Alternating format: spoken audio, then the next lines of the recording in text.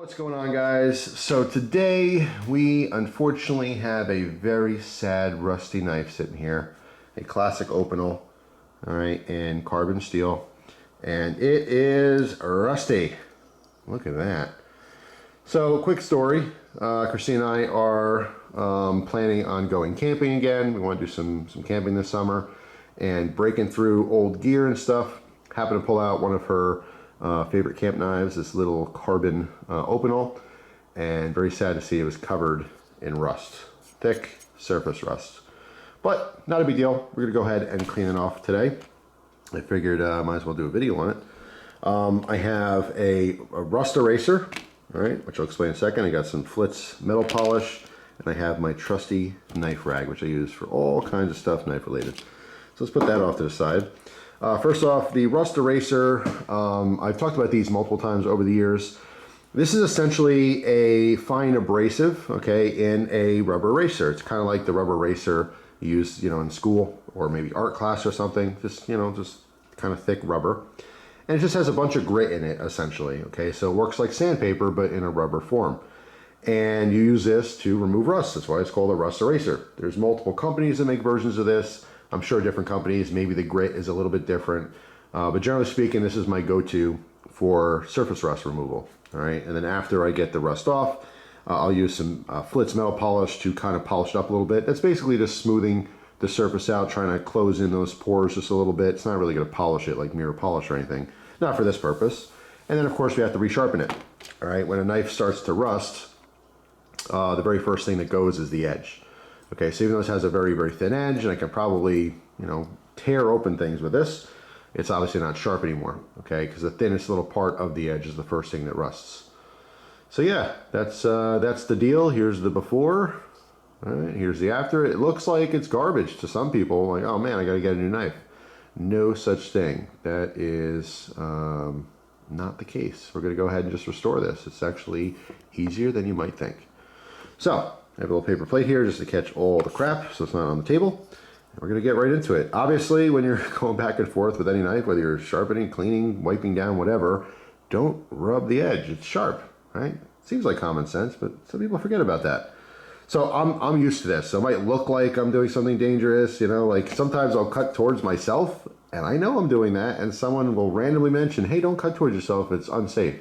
And then I give them the straightest look, the death stare of, yeah, gotcha, I know. So anyway, here we go. And they're just being helpful. They're not like idiots for doing that. But anyway, just gonna go ahead and just erase the rust.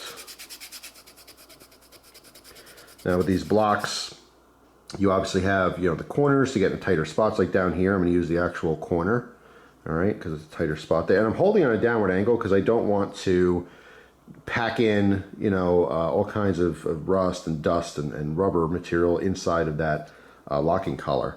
All right, so I'm kind of holding on a downward angle here, but basically just rubbing down the blade. Using moderate pressure. I'm not pushing super hard. You don't want the blade, it's a thinner blade, it's gonna flex if you do that. All right. Now you can see this is obviously a lot of eraser material. It's not all the rust that was on here. It's mostly this being rubbed off. All right, so now I'm just kind of feeling it, checking it out. A lot of the surface rust is off. But what we have here, let me zoom in, the red rust is off. But obviously this is way past surface rust. It's actual metal. Here, the texture on here. So I have to continuously work this down to where it's just metal, and then obviously we have to resharpen. All right, so you can see how this is like, I guess that's where I scratched it, because it's pretty thick on there, yeah. So I might actually have to go to sandpaper. This is a little much for the rust eraser. Rust eraser works great for surface rust, but I'll sit here for a half an hour rubbing back and forth before I get down to the metal. So yeah, let me switch off to some sandpaper. Unfortunately, I'm gonna have to do that for this one, and then we'll get back to the rust eraser for the fine work. All right, so grab some 100 grit. Just gonna make quick work on this. Yeah, that's nice don't know if you can tell, but that's nice bright red. So I'm getting off that top layer. So just gonna work this until it gets down more flat with the blade. Then I'll move back to the rust eraser.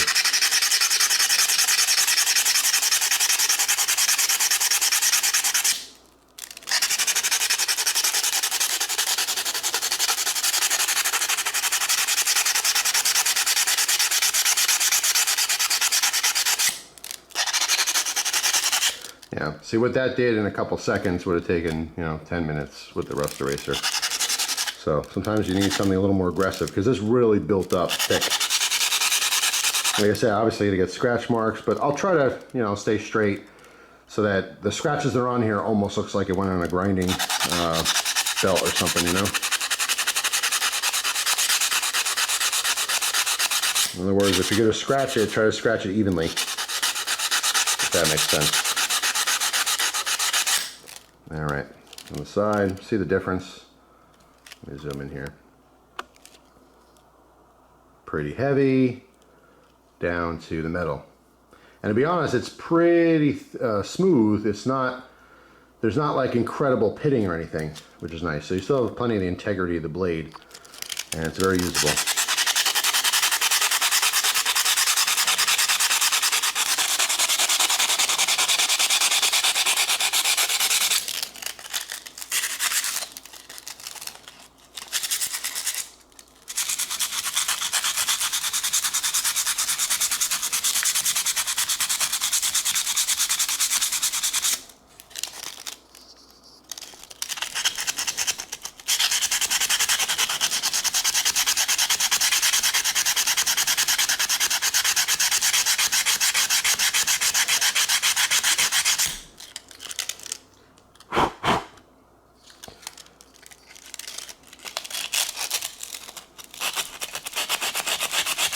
Trying to only go one direction here again, so that the scratches on the blade, it's actually warm from friction.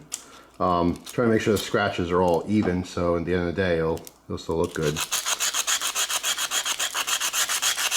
Not that it's necessary to look good, but I'd like it to look good, you know what I mean?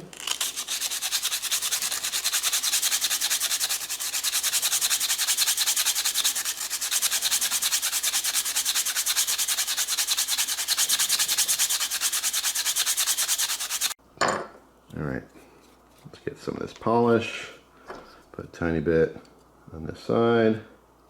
A little bit goes a long way, you can always add more, but if you put a big old glob on there to start, it's not going to be very helpful. Alright, so kind of spreading it along the blade here a little bit. And we're just kind of polishing, just rubbing back and forth. Again, my finger, I'm rubbing on the side of the knife. It wouldn't take much to slip and cut through, but I'm used to this. I wouldn't necessarily recommend going this fast. You can definitely, this is the first time doing something like this, just go slow. There's no reason to go fast. I'm just doing this because I want to save time because I'm filming this. You wouldn't normally be filming this process, so you can take all day doing this, but I'm trying to make this as quick as I can for demonstration purposes. And it's going to be fine for me, I'm not concerned.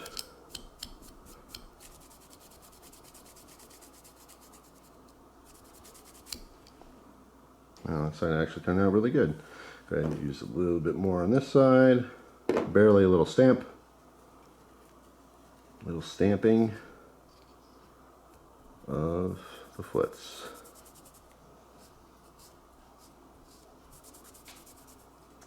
I'm putting my finger on the other side for stability because this blade flexes because it is thin. If I didn't have that there, it'd be, flexing back and forth too much. And that's when you could slip off and possibly cut yourself.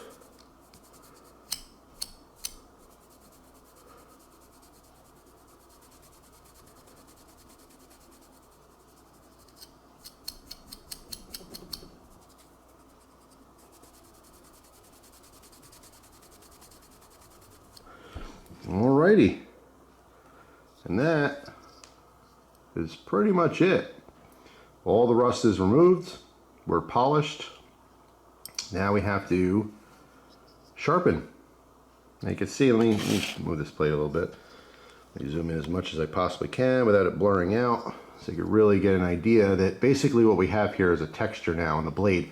But it's not super deep. It's hard to get across that it looks deeper than it really is. It's not really etched into the blade that much. So as far as like integrity of the blade, it's still there. It's totally fine. But now, obviously, we have to sharpen it. Now you can see some of those scratches from the sandpaper there. And you don't necessarily have to go 100 grit. That just happens to be what I have. If you did 500 grit, you know, it would take twice as long, or maybe a little bit more than twice as long, but you'll get less of those scratches. So that is it. This knife is almost ready to go. Now it just needs to be sharpened back up. Now, because this has such a lean edge on it, even though it's rusted, this is still a usable edge. I mean, I can still use this knife to cut things, albeit it's going to take more pressure than it should. So I actually want to sharpen this so it's razor sharp. But I'm actually going to save that because I still want to check out the manual sharpener, that system from WorkSharp. So this is a perfect candidate. I need to sharpen a knife, so I'm going to hang on to this, and I'll probably do a separate video sharpening this knife on that system. Even though I might be changing the edge angle on this blade, I don't mind. I'm going to test out that system in the future, so stay tuned for that. But normally you would use whatever you want to use to sharpen this, and then you're good to go. Still extremely functional, still an awesome little knife. So yeah, that's pretty much it. At this point, you would probably just give a very light layer of oil. You can get oil on a rag. I mean, I'm talking like a dot. In fact, let me grab some oil and I'll show you what I'm talking about. All right, so I grabbed some BRS. This is their Hyper Oil. Good stuff. Big fan. You really do not need much. Okay, when I talk about oiling knives, people sometimes go nuts with this stuff. This has the needle applicator, which is nice to get down in pivots and stuff, but I'm gonna take the needle, I'm gonna drag that much. It's really nothing. Like if you collectively put that together, it'd be one drop. I'll do the other side so you can see how much. But then take your rag, all right, and just do a couple circles and wipe it down. That's it, that's all you need. That is a thin layer of oil on there. It's gonna protect from the air and the elements so that it does not rust. So this is how much oil. It's one drop, enough to actually drip. So you can build it up on the end of the thing there and drop. That's it. One drop of oil. This thing will last you forever if you're just wiping knives down with it. All right, soak up the rag and just wipe it down. It's really that simple. You wipe the spine once. You could wipe your bolster if you want. It's not necessary. This is a stainless steel bolster, so that's not going to rust or anything. I'm more specifically concerned with the actual carbon steel, okay, which obviously rusts easier. So that's it. Close knife up, and then we're good to go for now until it's time to sharpen this. So stay tuned. In the future, I will do a video sharpening that. But for now, I just want to share this with you so you guys have an idea of what you could do if you find a rusty knife. Now, in this case, it wasn't too bad because the rust wasn't like inside the handles and things. Obviously, it has a wood handle, has stainless steel bolster. If you have like old slip joint pocket knives and things, and like the liners are rusted and all in the pivots rusted, that's a nightmare, because sometimes no matter how hard you work, you can never truly get it clean. You know what I mean? In those cases, if you have a knife like that, you might want to try one of those, what is it, the supersonic, cleaners, used for jewelry and stuff. It basically uses vibration, very high pulse vibration to get things clean with like some kind of a Dawn, in water solution. That might be an option if it's too far gone to do by hand. I've kind of tested that a little bit here and there with different knife stuff, but not to great success. I think it does work, but to only a certain extent. And it really depends on the quality of machine you have. I have a very cheap machine, which was like 30 bucks or something like that.